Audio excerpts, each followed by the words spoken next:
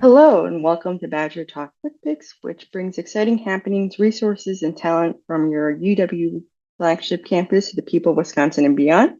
I'm Laura Morales Whetstone, and I'm my fourth year doctoral candidate in the Department of Planning and Landscape Architecture with a focus of drinking water governance in the United States. I'm pleased to introduce Manny Teodoro. Professor Teodoro's 2020 award-winning book, The Profits of Distrust, argues that the basic services are the bedrock of government legitimacy and links the meteoric rise of the bottled water industry to declining trust in government and disengagement from civic life. In this Badger Talk, Professor Teodoro shows why government getting the basics right matters for democracy. Dr. Manny Teodoro is a Robert F. Sylvia and T. Wagner professor, who works at the intersection of politics, public policy, and public management. His research focuses on U.S. environmental policy and implementation, and empirical emphasis on drinking water and infrastructure. Professor Teodoro also studies public management and bureaucratic politics, emphasizing labor, markets, and political phenomena as predictors of organization performance. Please welcome Manny Teodoro. Thanks, Laura. I appreciate that. So my talk today is about drinking water and democracy, which is sort of a strange combination. You might wonder what exactly does drinking water have to do with democracy? Question turns out to have some pretty deep answers. The ideas I'm going to talk about today emerged from a collaboration with Samantha Zuhlke at the University of Iowa and David Switzer, who's at the University of Missouri. Now, I've been working on regulation, water, also finance, policy, and governance for water for about 25 years. And to be honest, the links between drinking water and democracy took me and my co-authors by surprise. We didn't set out to write a book about drinking water and democracy. Our interest in this area really started out with a strange consumer phenomenon that ended up driving the rest of our project. That phenomenon is the meteoric growth of the bottled water industry. 30 years ago, bottled water was something of a novelty. In 2001, Americans bought a little over 5 billion gallons of unflavored, non-carbonated drinking water. But over the next 20 years, the bottled water industry tripled to more than 15 billion gallons, and that translated into more than $40 billion worth of retail sales last year. This year, Americans will spend nearly $50 billion on bottled water. That is a staggering amount of money. It's an average of about $30 each month for every household in the United States. Now, that kind of growth would be remarkable for any industry, but the rise of commercial water is particularly striking because most Americans have easy access to a much more thoroughly, rigorously regulated, often qualitatively superior, and always less expensive alternative, and that's tap water. Bottled water at a big box store costs something around 50 cents to maybe $2 a gallon. By comparison, tap water averages about 1 cent a gallon. Now, a vast body of research shows that bottled water consumption is most prevalent among low-income and racial and ethnic minority households. So what exactly is going on here? What explains this explosive growth? Why does expensive bottled water flourish in these poor minority communities? Well, we think that the answer lies in another long-term trend. The commercial water industry's remarkable rise has come during a period of declining trust in American institutions generally and declining trust in government specifically. According to the Pew Research Center, the share of Americans who trust the government to do what's right, always or most of the time, fell from 49% in 2001 to a little under 20% today. That is the lowest in the 65 years that Pew has been measuring trust in government. So bottled water and trust in government run in opposite directions, but with eerily similar long-term trends. Over the past 25 years, bottled water volume's grown by an average of 5 to maybe 6% annually, and over the same period of time, trust in government has fallen by 5 to 6% annually. Around the world, democratic governments are suffering from a crisis of legitimacy as people lose faith in these institutions. Now, we think that these two trends are neither coincidental nor inevitable. So the overarching theme of our book is that the water Americans choose to drink reveals something deeper about their relationship with government. Now, central tenet, arguably the central tenet of democracy, is that the legitimacy of government rests on its ability to secure its people's basic needs. It's right there in the Declaration of Independence. So it's not a revolutionary idea. Well, okay, it was a revolutionary idea 250 years ago, but today it is the foundation of our entire theory of government. No government can maintain its legitimacy without providing for its people's basic needs. And water, of course, is the most basic of basic needs. The water that flows from taps forms perhaps the most intimate relationship between citizens and the state. Tap water is a life-sustaining product that flows directly into your home. We cook with it. We submerge our children in it. We take it into our bodies. It is a public service that people ingest. Now, government has no function more important than securing water for its people, and we see that in the ruins of ancient civilizations around the world.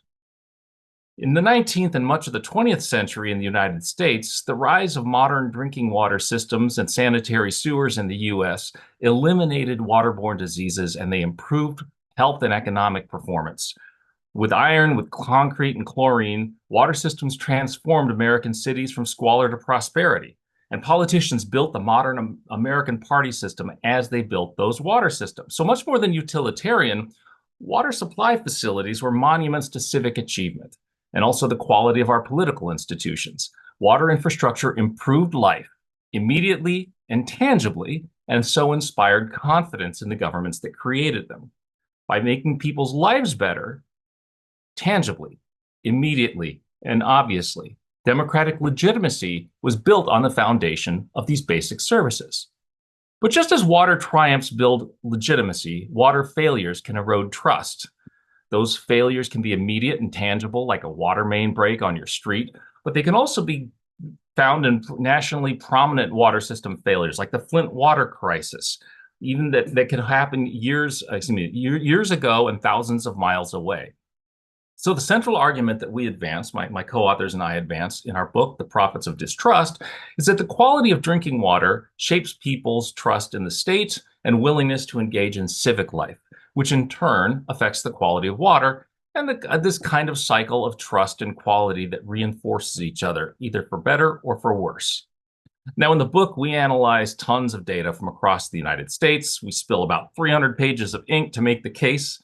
Today, I want to share with you some brand new research from right here in Wisconsin that picks up on these themes and shows how people's direct everyday experiences shape their perceptions of government. Earlier this year at UW-Madison, with the support of the Tommy Thompson Center, we conducted a survey on attitudes and behaviors toward drinking water in 4 small Wisconsin communities: Broadhead, Mount Horeb, Summers, and Kewaskum. All 4 of those communities have very good drinking water utilities that have excellent water quality safety records. So these are places that have sound systems. One of the things we wanted to know is whether the patterns we found across the country in places like Flint also show up in small town Wisconsin. Now, Wisconsin turns out to be a particularly useful place to study these questions because nearly every water utility in the state is owned and operated by a municipal government. So we asked people a series of questions about their experiences with drinking water and their trust in local government. We use this 4-point scale to measure trust in government. It's the same instrument that the Pew Research Center has been using for decades. So we asked some questions about people's everyday experiences with water, like how often they experience main breaks in their neighborhood. Main breaks are very obvious failures. They disrupt traffic, businesses, and home life, and they increase the risk of serious contamination in a water system. And even the best-run system occasionally has a main break. When they happen, they're disruptive. We also found that they reduce trust in government. As you can see, people who never experience main breaks have the highest average trust in government, and experiencing water main breaks in the neighborhood reduces trust, especially if you experience them very, very often. We see the same thing when we ask about problems with billing or customer service. See, water's not just a product, it's also a service and a kind of business that our local governments operate. Trust in government is high among people who never have billing or customer service problems, and trust declines as people experience those problems more often. What happens when we ask people about their experiences with water in their homes? Well, we ask people how often they experienced low water pressure. Low water pressure is an annoying thing, right? It disrupts your experience of the service in a pretty substantial way. Well, we found that average trust in government falls significantly as the frequency of low water pressure increases. So the way to interpret this, on average, people who never experience low water pressure score in the trust most of the time range, while people who experience low water pressure often are in the only some of the time zone. I should mention that all of these results that you're seeing here adjust for age, gender, income, education, and political ideology. So the effects that we're seeing here are after adjusting for all those backgrounds variables. These experiences with water quality and water service are affecting people's trust in government. How about dirty or cloudy water?